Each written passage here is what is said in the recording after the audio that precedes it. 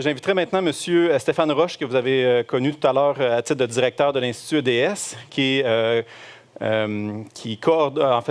chercheur responsable aussi du projet UrbiGES, qui est la plateforme d'intelligence urbaine pour le suivi des émissions de GES.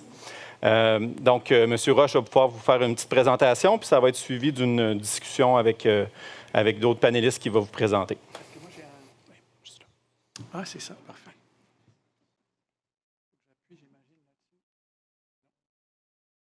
Parfait, merci beaucoup. Oui, accessoirement, quand j'ai un peu de temps, je fais un travail de professeur aussi. Donc oui, là, je vais vous parler rapidement avant que Philippe et Valériane nous rejoignent.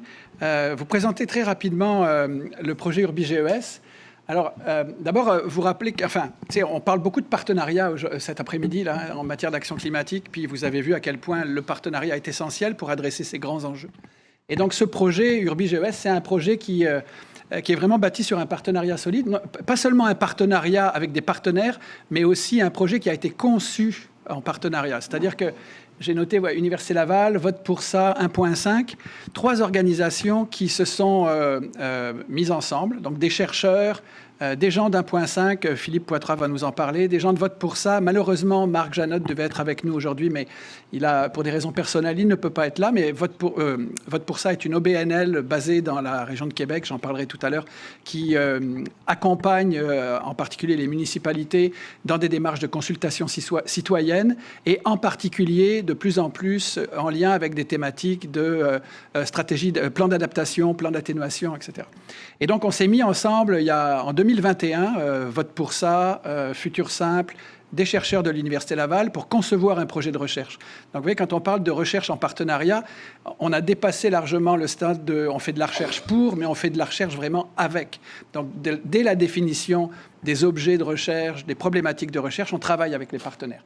Et donc, Vote pour ça, 1.5 Université Laval sont les co-demandeurs. Évidemment, on a aussi des partenaires. Donc, la Ville de Québec est partenaire, la Ville de Baie-Saint-Paul, l'Université Laval comme organisation est partenaire.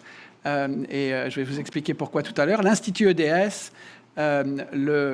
évidemment, le CIROD, qui est le Centre interdisciplinaire de recherche en opérationnalisation du développement durable, qui est un réseau, un regroupement stratégique financé par les fonds de recherche du Québec, et Iroko, qui est une entreprise qui agit pour favoriser les changements de comportement et les comportements éco-responsables et carboneutres auprès de la population et des entreprises.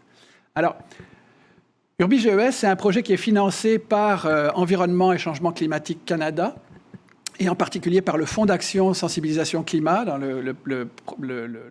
l'appel qui avait été lancé en 2021. Puis on peut se péter les bretelles, comme on dit. On est le seul projet porté par une institution francophone qui a été financé dans le cadre de cet appel-là. Il y a une vingtaine de projets sur les 150 ou 160 lettres d'intention qui avaient été présentées. Donc une vingtaine de projets qui ont été financés. Puis il y en a un seul qui est un projet francophone. Et on a obtenu 3,7 millions donc, pour travailler sur les questions dont je vais vous parler pendant 5 années. Alors l'objectif, simplement, il s'agit de produire de nouvelles connaissances sur les verrous, les leviers d'action climatique, donc les mesures favorables à l'atténuation, à l'adaptation des modes de vie des ménages. C'est vraiment ça dont il s'agit. Et pour ça, on se fixe en particulier comme objectif de concevoir, développer une sorte de tableau de bord cartographique de l'action climatique urbaine et qui devrait nous permettre de visualiser cartographiquement les interactions qu'il peut y avoir ou les interactions potentielles entre les capacités différenciées des ménages à adopter des modes de vie plus éco-responsables, d'une part, et d'autre part, les ressources qui sont mobilisables sur un territoire. Et quand on entend ressources, c'est quelles infrastructures sont présentes, dans quelle mesure elles sont accessibles, ces infrastructures. On parle par exemple de transport en commun, mais aussi des services qui sont présents et quel est leur niveau d'accessibilité. Donc, grosso modo, pouvoir se retourner vers les acteurs locaux, les municipalités, dans une approche d'aide à la décision, leur disant, regardez, sur votre territoire, vous avez des communautés qui sont prêtes à, mais en même temps, elles sont confrontées à telle ou telle difficulté. Et donc, ça devrait vous aider à prioriser les actions et les gestes que vous pourriez poser sur votre territoire pour favoriser l'adoption de comportements plus éco-responsables. Mais on veut aussi que cet outil-là permette d'avoir un retour vers le citoyen, vers les ménages, pour leur proposer, leur montrer l'efficacité potentielle de certains changements de comportement. Alors oui, juste revenir en arrière, parce que ce qui a fait que, je pense, UrbiGES a été évalué et financé, c'est en particulier le fait que ce qu'on a mis en avant, c'est pas seulement comme la majorité des projets de se dire « oh, on va mesurer les émissions de GES des ménages », puis on va dresser une cartographie des empreintes GES. Non, ce qu'on a dit, c'est que ce qu'on veut faire, c'est mieux comprendre les corrélations qui peuvent exister entre ce que les gens racontent, ce qu'ils font concrètement, donc leurs perceptions, leurs opinions, leurs craintes, mais aussi ce qu'ils font concrètement, c'est quoi les actions et les gestes qu'ils posent, et puis en quoi ces modes de vie-là les campent dans un type d'empreinte GES particulier. Et c'est vraiment l'interaction, les corrélations spatiales qui peuvent exister entre ces trois types de données qui nous intéressent. Et pour ça, on a une équipe qui est très interdisciplinaire. Vous allez voir Valériane, et vous l'avez déjà entendu aujourd'hui, qui est une spécialiste, donc Valériane, de marketing social, environnemental. Vous avez Sel Melouli, que vous avez vu aussi comme vice-recteur adjoint, mais qui, accessoirement, lui aussi, comme moi, est un chercheur, professeur, et qui est un spécialiste d'intelligence artificielle, qui travaille en particulier beaucoup sur la façon dont l'IA peut nous aider à identifier un certain nombre de caractéristiques associées à des comportements, à des actions, etc.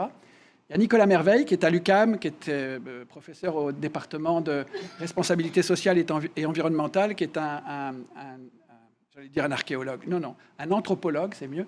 C'est mieux, c'est pas mieux, mais pour nous, c'est plus intéressant. Donc, un anthropologue qui travaille sur les comportements, justement, et sur l'analyse des comportements. Evelyne Tifo, qui ne pouvait pas être là aujourd'hui, mais je vois que Marius était là, donc qui travaille dans le cadre du projet. Evelyne, c'est une spécialiste des bilans carbone en particulier.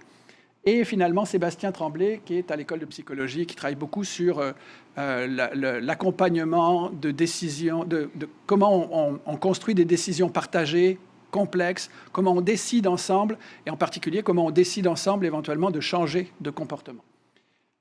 Je passe très vite. On a des collaborateurs, collaboratrices qui travaillent avec nous sur ce projet-là, des étudiants qui ont déjà et étudiantes qui ont déjà commencé à travailler. Donc, on a au total, finalement, on peut dire 3 thèses de doctorat en cours, et puis des étudiants de maîtrise qui sont impliqués, dont Raphaël, là, que vous avez vu tout à l'heure, de la maîtrise maîtrise en action climatique, qui vient de rejoindre l'équipe.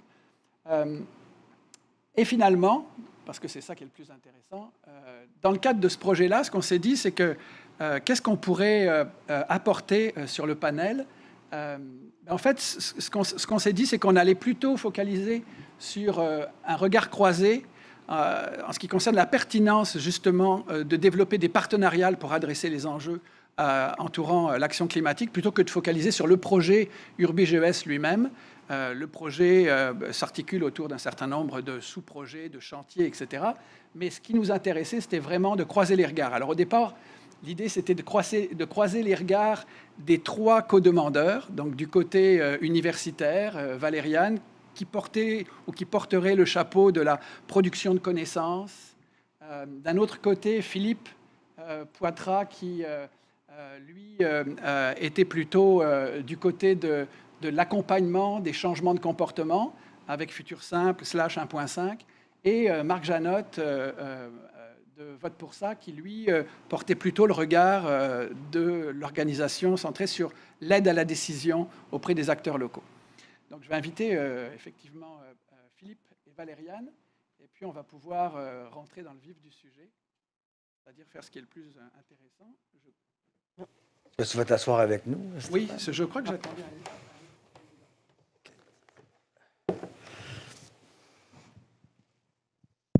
Il fonctionne, c'est bon. Ben, merci à vous. Merci. Madame Champagne-Saint-Arnaud. Ouais, tu parles dans le micro. Il faut que je parle dans le micro, c'est vrai, parce que là, ça va être difficile. Heureusement, elle est là toujours pour me rappeler à l'ordre, parce qu'en général, c'est pour ça que c'est intéressant de travailler en équipe. Donc, on va organiser ça. On va essayer d'organiser ça plutôt sous la forme d'une discussion, surtout qu'on n'est que 3, enfin, vous êtes que 2 et pas 3, comme c'était prévu au départ. Donc, la premier élément de discussion qui porterait plutôt sur peut-être nous présenter un peu ce que vous êtes, ce que vous faites en lien avec l'action climatique, au sens un peu global, puis en particulier dans ce projet UrbiGES? OK. Ben oui, je peux commencer. Donc, ça a été présenté. Je suis professeure au département de marketing. Je m'intéresse pas au marketing commercial qui sert, je dis toujours, à vendre des bébelles. J'ai une très haute estime de mes collègues, mais disons que mon travail à moi, c'est de récupérer les théories, les stratégies de marketing pour essayer de vendre des bons comportements. Vendre des bons comportements auprès des citoyens, mais vendre des bons comportements auprès de tous ceux qui sont impliqués de près ou de loin de l'action climatique. Donc, ça inclut également les décideurs publics. Et ma vision de l'action climatique, elle est assez simple. Je pense que notre travail à tous, c'est d'agir à la hauteur de ce que la science commande. La science, on peut certainement s'abreuver au rapport du GIEC pour savoir ce qu'on doit faire. Donc, les plus récents rapports du GIEC nous disent 3 choses. 1, les changements climatiques sont ici, sont maintenant, vont s'aggraver. Donc, ça peut être un peu paniquant. Mais 2, il y a des solutions qui vont impliquer des changements radicaux dans nos modes de vie. Mais 3, si on met en œuvre ces solutions-là, si on accepte le changement radical, on a encore des chances d'éviter les pires scénarios climatiques. Donc, plusieurs, en entendant ça, peuvent être tentés de s'abreuver peut-être au techno-optimisme. Super, la techno va nous aider, mais je pense que le message est clair. C'est des changements dans nos styles de vie que ça implique, des changements dans la façon dont on habite notre territoire, la façon dont on se déplace, la façon dont on se nourrit. C'est des changements donc de comportement, d'attitude. Et moi, c'est ça qui m'intéresse, qui m'allume depuis très, très longtemps, parce que je pense que par le biais du marketing social, entre autres, on peut influencer ces choses-là. Donc, le travail que je fais depuis plusieurs années, notamment en collaboration avec Futur Simple 1.5, c'est notamment la production du baromètre de l'action climatique, que vous connaissez peut-être, qu'on mène donc à l'échelle de la province depuis 5 ans. Un vaste portrait qui nous permet de connaître attitudes, comportements, croyances à l'égard de la question climatique. Et là, dans le cadre du projet d'UrbiGES, on va avoir la chance notamment de décliner cet outil-là qui est merveilleux à l'échelle provinciale, de le décliner dans 3 nouvelles études de cas. Donc, la première qui est très excitante parce que c'est l'Université Laval. On a déjà produit un premier baromètre de l'action climatique à l'échelle de l'Université Laval. Là, bien sûr, vous n'en avez pas entendu parler parce qu'il est encore dans mon ordinateur, mais ça va sortir dans les prochaines semaines. Mais donc, on a déjà fait un premier portrait. Donc, c'est vraiment trippant de voir comment, par exemple, la communauté universitaire, autant profs, étudiants, professionnels, de toute nature ici à l'université, conçoit l'action climatique. Est-ce qu'il y a une grande différence, par exemple, avec la population québécoise? Donc, ça, c'est le premier chantier.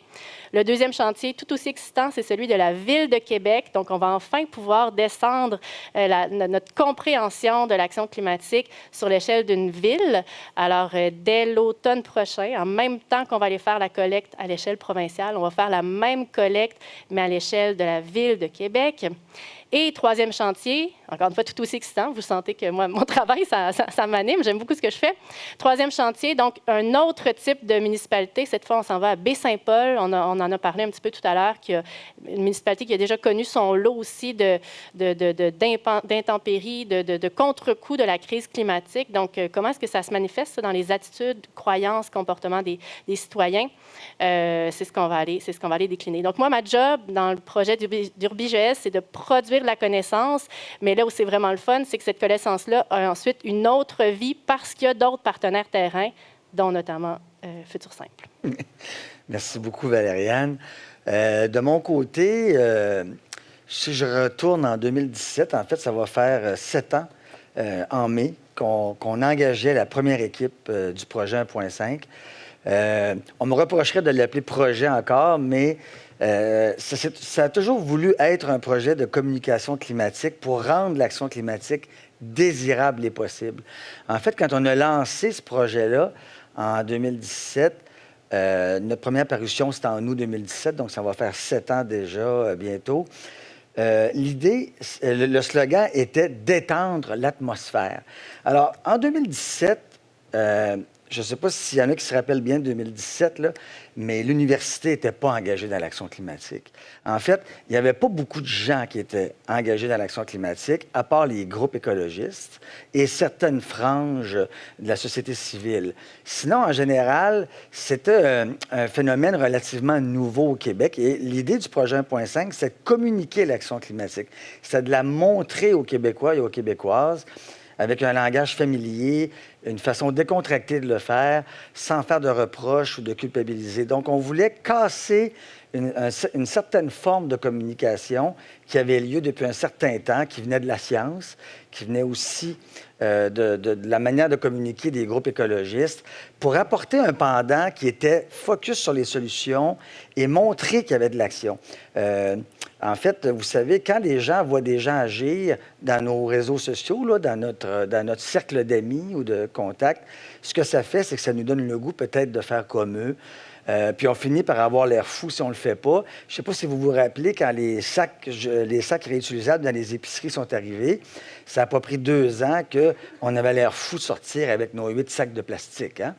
Donc, évidemment, on ne peut pas changer le monde aussi vite que les sacs de plastique dans les épiceries, mais c'était l'idée de base du projet 1.5. Maintenant, après 7 ans d'activités, d'essais-erreurs, de mesures, le baromètre, mais aussi nos propres mesures d'efficacité sur nos contenus, on a décidé d'aller un petit peu plus loin en arrière et de voir qu'est-ce que ça prend aujourd'hui pour que la communication devienne attrayante pour le 70 % des gens qui ne sont pas... donc, il y en a un 15 % qui ne s'intéressent pas à la question puis qui ne s'intéressera jamais.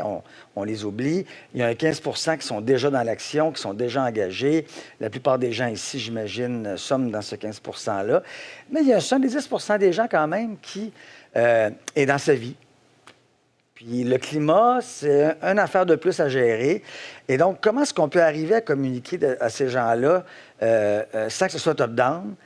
Tantôt, j'ai entendu un gros mot qui s'appelle l'amour dans le panel précédent.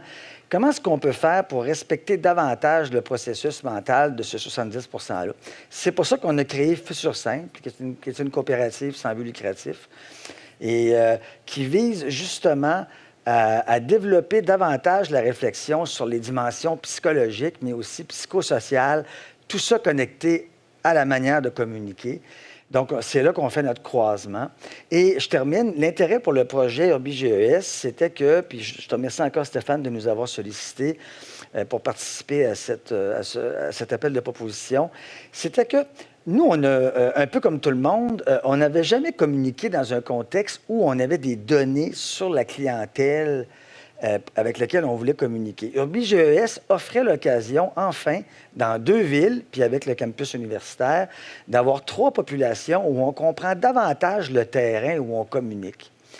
Et pourquoi ça? Parce que, bon, en communication de base, en marketing de base, on apprend qu'il faut adapter les messages aux personas, hein, aux cibles.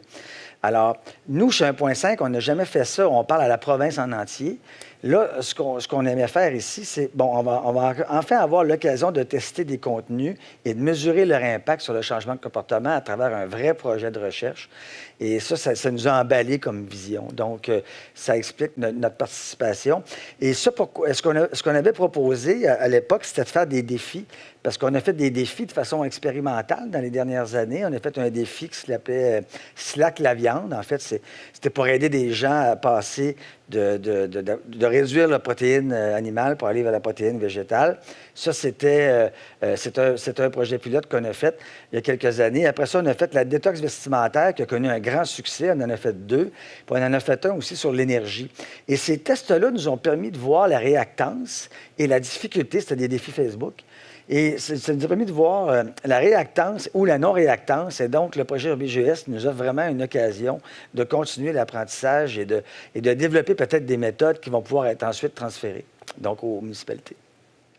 Oui, en effet, merci beaucoup. Juste, je vais rajouter 2 petites choses à ce qui a été dit, puis, puisque Marc n'est pas là, mais ce qui est intéressant aussi, là, par rapport à ce qui a été dit par Valériane et Philippe, c'est qu'on va faire cet automne des baromètres, donc aller chercher les informations dont Valériane vous parlait. Non seulement on va avoir un niveau de granularité évidemment géographique beaucoup plus fin, mais en plus on va aller chercher aussi la localisation des répondants avec le code postal. Donc on va être capable d'avoir pas seulement une segmentation, j'allais dire, sociale, mais aussi une segmentation géographique de ces questions-là, ce qu'on n'avait pas au préalable. Puis après, on va aller sur le terrain, puis c'est là où Vote pour ça, mais aussi Futur Simple va rentrer dans l'affaire plus précisément, c'est qu'on va aller de manière plus précise sur le terrain, rencontrer les gens, proposer des défis, proposer des ateliers. Et une fois que ça aura été fait, on va refaire des baromètres dans les villes en question pour essayer de voir dans quelle mesure les actions, les gestes qu'on aura posés ou les propositions de changement qu'on aura initiées auront ou pas des répercussions sur les réponses des communautés en question. Donc ça va être un élément, je pense, intéressant. Est-ce que je peux me permettre oui, bien sûr, bien sûr. Puisque Marc Janot n'est pas là, je vais me permettre de parler pour lui aussi, mais je pense qu'un intérêt aussi du projet, c'est qu'au sein d'UrbiGS, donc on a toutes sortes de parties prenantes, mais on a notamment des gens des municipalités auprès de qui on va les faire, en fait, chez qui on va les faire les baromètres. Et moi, je trouve que ça, c'est une valeur ajoutée au projet aussi, parce que quand on produit de la donnée, on se croise les doigts puis on espère vraiment qu'elles seront utilisées sur le terrain pour éclairer de meilleures décisions, notamment en matière d'action climatique. Et là, au sein de notre équipe, parmi nos partenaires, on a les gens de la Ville de Québec, on a les gens de la Ville de Baie-Saint-Paul. Donc, on le sait à l'avance que ces données-là sont attendues et ils ont déjà l'intention d'en faire quelque chose. Donc, moi, je trouve que ça, pour la mobilisation des connaissances, on est comme allé une coche de plus aussi avec ce projet-là. Bien, on le dit à l'avance, c'est pas fait, mais c'est nos intentions. Mais on a des rencontres, et puis dans les rencontres, on a effectivement des gens de la ville, des villes qui sont sur place, et puis qui ont d'ailleurs alimenté en partie aussi une réflexion sur les questions, si j'ai bien compris, des baromètres plus locaux. Oui, ça, c'est une belle opportunité aussi parce qu'on doit garder notre indépendance scientifique lorsqu'on fait la recherche, mais on peut évidemment s'abreuver des besoins des partenaires pour s'assurer que ce qu'on produit leur sera utile. Donc, effectivement, par exemple, dans le cas de la Ville de Québec, déjà, on travaille avec les gens de la Ville pour voir est-ce qu'il y a des enjeux locaux qu'on gagnerait à creuser dans le cas du baromètre. Certainement, on va copier le baromètre à l'échelle provinciale pour faire une comparaison, mais on peut également aller chercher de la donnée encore plus locale, encore plus utile pour les partenaires, notamment pour les décideurs, mais également quand Philippe, lui, va aller sur le terrain pour produire ses stratégies de communication marketing, bien, ça va être encore plus ancré dans la localité. Là. Absolument. Comme par exemple, on ne va pas faire une micro-campagne auprès d'un certain groupe pour promouvoir l'utilisation du vélo pour aller travailler s'il y a juste des autoroutes autour. Donc, avec cette connaissance-là, on est capable d'adapter les messages en termes d'évaluer la potentialité de changement de certains comportements. Et ça, cette granularité-là, dans une approche structurée, je ne l'ai jamais vue, moi, depuis que je suis dans la communication climatique, là, depuis une dizaine d'années. Et le projet UrbiGS est une occasion unique là, pour structurer une démarche qui pourrait être ensuite répliquée par d'autres villes, par d'autres universités. Donc, c'est un projet vraiment, franchement, très structurant. C'est emballant, ce projet. Mais, oui, je ne veux pas dire le contraire, là, évidemment. Moi aussi, je trouve que c'est très emballant. Mais oui, il y a l'idée, parce que là, vous pourriez dire, oui, mais ce que vous faites est très local, très ancré dans les réalités de la Ville de Québec, de la Ville de Baie-Saint-Paul, du campus de l'Université Laval. Mais c'est sûr que dans toute l'équipe, là, ce qu'on va essayer de faire, et puis l'un des objectifs, c'est de documenter aussi cette démarche, cette méthode, et de faire en sorte qu'elle puisse être mise à l'échelle, transférée. Oui. C'est une des attentes, évidemment, du financeur Environnement et Changement climatique Canada, qui ne fait pas ça pour les beaux yeux de la Ville de Québec ou de la Ville de Baie-Saint-Paul, mais avec l'idée que ça puisse contribuer à outiller, évidemment, les municipalités et les communautés locales dans leur meilleure compréhension des enjeux d'adaptation / atténuation et leur stratégie dans ce domaine-là. Est-ce que, parce que je vois que le temps file, si on peut continuer à échanger, on peut aussi ouvrir l'échange avec la salle et en ligne s'il y a des questions. Je vois qu'il y a une question ici. Ouais. Merci bien. Mon nom est Patrice Gounet. Je comprends bien que la représentante de la Ville disait tantôt que le territoire, la Ville est détentrice seulement de 25% des espaces. Et UrbiGS, qui veut travailler sur l'ensemble du territoire, travaille seulement avec cet acteur-là. Les 75%, en fait, si c'est ce que j'ai compris, je voulais surtout avoir la précision là-dessus. Si la précision, elle est faite et que c'est avec tout le monde, je voulais savoir comment vous intégrez d'autres partenaires ou bien d'autres acteurs autres que ceux que vous avez présélectionnés. Alors, il y a peut-être juste une confusion à éviter, c'est que, oui, ce que disait Marie-Josée Asselin, c'est qu'en termes de propriété foncière, l'essentiel de la propriété foncière n'appartient pas à la ville, évidemment, mais c'est de la propriété privée. Et donc, par exemple, quand il s'agit de développer des stratégies pour planter des arbres, évidemment, la ville ne peut agir que sur ses propriétés, ses biens propres. Elle ne peut pas aller imposer... elle peut difficilement imposer la plantation d'arbres sur des propriétés privées. Bon.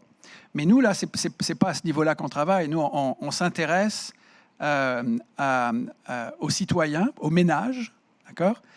Et d'une part, donc à comprendre mieux c'est quoi les verrous, les leviers potentiels qu'on peut activer pour engager les ménages dans des actions visant des changements de comportement. Mais pour ça, évidemment, ça prend l'appui de partenaires et la ville en est un. Et puis c'est aussi qu'une fois qu'on aura ces connaissances-là, qu'on comprendra mieux ces enjeux-là, on veut faire en sorte que ces connaissances puissent éclairer les décisions, les prises de décision des acteurs municipaux, mais pas seulement. Si Marc Janotte était là, il l'expliquerait mieux que moi, mais le milieu communautaire aussi, c'est-à-dire, pourquoi pas les conseils de quartier, l'ensemble des acteurs finalement territoriaux qui posent des gestes qui peuvent avoir de l'impact sur l'aménagement, sur les services, sur les infrastructures.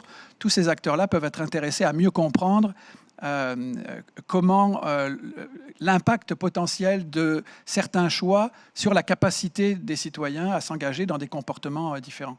Ouais, par ailleurs, de mon côté, la stratégie de communication n'a pas encore est toujours en développement. C'est un projet on attend la donnée, en fait, pour commencer à réfléchir davantage là, sur les moyens pour rejoindre certains types de ménages. Et donc, jouer le rôle qu'on a joué dans ce projet-là chez Futur Simple. Il est possible qu'on aimerait travailler avec des organisations qui sont déjà sur le terrain et actifs auprès de certains groupes, en collaboration avec eux. Donc, sur cet axe-là, il pourrait y avoir du développement structurant supplémentaire là, qui n'est pas encore visible à l'écran. Évidemment, quand on avance chemin faisant, il y a des choses comme ça qui peuvent arriver là, pour le bien du projet, puis pour le bien de la réussite et de la structuration. Si vous me permettez, Carole Gilbert, Québec International, j'aimerais savoir dans vos travaux l'aspect entreprise, parce que j'imagine que tous ces ménages-là doivent travailler, avoir des emplois, donc se déplacer à tous les jours au travail. De quelle façon cette notion-là va être utilisée ou va être travaillée? Parce qu'après ça, on a des parcs industriels, on a des regroupements d'entreprises, des rues commerciales. Est-ce que c'est considéré dans vos travaux? C'est vrai qu'un citoyen, en fait, porte plusieurs chapeaux. On est des consommateurs chez nous, on gère notre maisonnée, mais on est aussi souvent des employés ou des employeurs. Le baromètre de l'action climatique pour une question de territoire, en fait, là, parce qu'on ne peut pas tout couvrir. On s'intéresse surtout aux grandes décisions à l'échelle citoyenne. Donc, par exemple, les grandes décisions dans la vie, est-ce qu'on choisit d'habiter une petite ou une grande maison? Est-ce qu'on choisit d'habiter près ou loin de notre lieu de travail? Dans les décisions plus quotidiennes, est-ce qu'on achète local, bio, tout ça? On creuse un petit peu l'aspect... est-ce que, par exemple, j'ai l'impression de travailler pour une organisation, une entreprise qui fait de l'action climatique sa priorité? Donc, on creuse quelques aspects, mais il existe aussi le baromètre de la transition des entreprises. Donc, on essaie de travailler avec les autres joueurs et d'être complémentaires dans la production de connaissances, en fait. Une autre petite question. Je vais peut-être m'éloigner un peu du projet UrbiGES, mais... peut-être plus pour Valériane aussi comme question. Je suis toujours un peu curieux par le marketing. On parlait tantôt que dans les 20 dernières années, ça a quand même évolué grandement, les différentes causes environnementales. Comment vous voyez l'avenir? Là, on regarde... puis à différentes échelles, dans le monde, ça se tapoche dessus. L'environnement est loin d'être une priorité dans plusieurs parties du monde. On a, en 2025, on aura une élection fédérale qui va peut-être changer la donne un peu chez nous aussi. Comment vous voyez l'avenir? Là, on a eu 20 dernières années que ça a quand même... Moi, personnellement, je trouve une belle évolution. Probablement pas autant qu'il aurait fallu, mais quand même quelque chose. Mais c'est ça. Comment vous voyez les 20 prochaines, mettons? D'accord. Vous me donnez 20 secondes pour répondre à ça. Faut que tu m'en laisses un peu. Ma position, je vais exprimer ma position professionnelle. Moi, je pense que notre travail en matière de scientifique ou communicateur, peu importe le domaine où on est, c'est d'insuffler l'espoir. Certainement, les données ne sont pas rassurantes. Quand on regarde les rapports du GIEC, on le sait que les changements climatiques vont s'aggraver. Mais si on perd l'espoir, on s'arrête là. On a besoin d'insuffler l'espoir. Puis moi, je le répète, les scientifiques du climat nous rappellent qu'il existe des solutions. Notre job, c'est de les mettre en œuvre ici et maintenant. Et si on le fait, on va gagner quelque chose. On va gagner en qualité de vie. On va gagner dans nos relations sociales aussi. On va miser davantage sur l'entraide, le partage. Donc, moi, je prends le pari de l'espoir et c'est mon pari professionnel aussi. Il y avait un autre élément que je voulais ajouter, que j'oublie, mais je pense que c'est notre devoir à nous, je ne sais pas quel rôle vous vous occupez, mais c'est notre devoir de rappeler que si on se met tous ensemble et si on passe à l'action, ici, maintenant, on peut éviter les pires scénarios. Des choses vont arriver, mais on peut encore éviter le pire. C'est notre travail, tout simplement. Je me permets peut-être d'entrer dans la mêlée. Chez 1.5, quand on a commencé en 2017, il fallait quand même travailler pour trouver les projets d'action climatique pour pouvoir couvrir ces projets-là. En 2024, ça prendrait 101.5, une capacité 100 fois maximisée pour pouvoir être capable de couvrir correctement l'action climatique dans toutes les dimensions dans lesquelles elle se déploie. Il y a un élan au Québec. Il est non seulement économique, avec quand même des investissements qui se font, avec Hydro-Québec et avec d'autres grands joueurs, mais il est aussi vraiment social. On le perçoit. Il suffit de venir ici une journée et écouter les étudiants parler pour comprendre qu'il y a un phénomène sociologique important qui est en train de se dérouler au Québec. Malgré le fait que, oui, il y a des contre-discours, on le voit dans le baromètre, là, les médias sociaux n'aident pas sur cet angle-là. Les discours positifs sur les médias sociaux ont moins d'impact que les discours négatifs. Il y a beaucoup de croyances aussi, de fausses croyances qui n'aident pas. La croyance technologique est un vrai démon. Donc, l'action climatique, passer au travers cette crise qui s'en vient, faire du Québec un leader dans le monde qui va essayer de se protéger des impacts, qui va contribuer comme il peut à la décarbonation. C'est une occasion extraordinaire pour une société comme la nôtre. 9 millions de personnes, ça se mobilise plus que 40. Plus que 350, puis plus que 60. Alors, je pense que c'est le petit grain de sel que je voulais ajouter par rapport à ça. Je peux te dire juste un dernier petit élément. En fait, je pense qu'une raison pour laquelle il faut parler d'espoir, c'est parce que tous les constats nous le montrent, là, on n'est pas allé assez vite. On est pratiquement rendu dans le mur. Et si on veut avoir une petite chance d'éviter de rentrer frontalement dans le mur, on doit changer radicalement énormément de choses dans nos vies. On doit changer des choses à l'échelle politique, on doit changer des choses dans nos vies à titre de citoyens. On doit avoir des leaders politiques qui prennent à bras-le-corps la crise climatique, peu importe le secteur d'activité. Et si on n'insuffle pas cet espoir-là, on n'arrivera pas à faire ces changements-là, on n'arrivera pas à les faire accepter. Il y a une notion aussi beaucoup d'acceptabilité sociale. Et on ne peut pas juste être dans la peur, la panique, on fonce dans le mur, il est déjà trop tard. Si on veut pouvoir les mettre en œuvre puis avoir l'acceptabilité sociale, on n'a pas le choix de nourrir l'espoir qui va avec. Puis pas un espoir naïf, pas un espoir de licorne. Si on les met en œuvre, ces solutions-là, qui sont réalistes, mais si on les met en œuvre ici, maintenant, on évite le pire des scénarios. Donc, si on veut pouvoir le faire et que ça fonctionne, il faut qu'on ait la population derrière nous, puis il faut qu'on les nourrisse, il faut qu'on les galvanise, puis il faut qu'on leur vende avec une belle dose de marketing la transition socio-écologique. Oui, puis si je peux juste faire du minage là-dessus, il y a aussi, et d'ailleurs c'est un élément que je crois dans les dernières éditions du baromètre, tu as rajouté, c'est la question de la littératie. Ça a été un peu évoqué dans le projet Pareto. Puis elle est essentielle. Vous évoquiez, je crois que vous évoquiez les changements possibles de gouvernement au fédéral. Puis c'est une discussion, je me souviens, avec Alexandre, qui va prendre la parole tout à l'heure, mais qui disait, et puis là c'est le spécialiste en sciences politiques qui parlait certainement, pas moi, hein, Alexandre, puis qui disait, il y a un enjeu en matière de littératie aussi qui est de donner la capacité à nous toutes et tous, aux citoyens, de décrypter les messages dans une offre politique. D'être capable d'extraire, de comprendre ce qu'il y a dans un programme politique en matière d'action climatique. Ce qu'il y a ou ce qu'il n'y a pas, d'ailleurs, parce que quelquefois, les messages ne sont pas forcément clairs. Donc je pense que là, il y a aussi un intérêt à être capable de mieux comprendre les enjeux de littératie climatique dans la population pour ensuite se dire comment on peut agir. On parlait tout à l'heure aussi avec Pierre Valois, qui est un observatoire qui sur l'adaptation au changement climatique ici à l'Université Laval, en sciences de l'éducation, toute l'importance pas seulement de la formation, mais de la sensibilisation et de la littératie. Puis le projet URBGES souhaite aussi contribuer à ça d'une certaine manière. Et je pense que, comme le disaient à la fois Valériane et Philippe, il n'y a pas de petite victoire, il n'y a que des victoires. et on mène les batailles là où on peut les mener. Puis j'aime bien l'idée de les mener là, ici et maintenant. Puis c'est un peu ce qu'on préconise de faire et ce qu'on essaie de faire dans le projet, en tout cas. Je pense que là, il y a Jason qui me regarde avec un œil... non, mais exactement dans les temps. De gestionnaire je pense de que c'était... Dans les temps, pour une fois, tu dois être fier de moi. Oui, vraiment. Même avec Ben, une minute 30 d'avance, donc on va la prendre. Dis-le, parce que d'habitude, je prends toujours du temps, beaucoup plus. Ah, il y a une question en plus, c'est ça? Je ne sais pas si j'allais poser la même question, si Jason allait me laisser le temps, mais c'est exactement... Parce que, en fait, Stéphane, tu viens d'y répondre à moitié, au fait. Mais honnêtement, le travail que vous faites... Et vous m'excusez d'avance pour la question vraiment malcommode, mais le travail que vous faites, c'est probablement dans les choses les plus importantes, en fait, celle de comprendre les facteurs psychologiques pour influencer les comportements. C'est dans les choses les plus importantes qu'on a à faire en ce moment. Est-ce que dans ces comportements-là, il y a explicitement le vote? Donc, là, non. Et donc, est-ce que ça sort du cadre du projet? Et est-ce que ça serait cool d'avoir justement comme un projet où on va comprendre ces facteurs psychologiques-là pour, en fait, donner de la littératie et, ultimement, influencer le vote politique?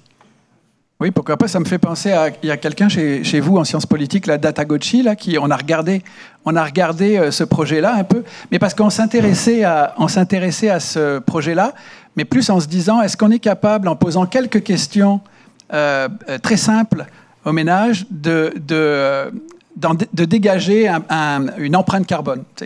De la même manière que dans Datagochi, en posant quelques questions très simples, ils étaient capables de déduire quel serait le vote. Oui, mais par inférence, tu aurais quand même une indication. Déjà, avec le vote, avec la couleur du vote, tu as déjà une idée du comportement. C'est pour ça qu'on a eu des discussions, d'ailleurs, au dernier colloque annuel de l'Institut EDS.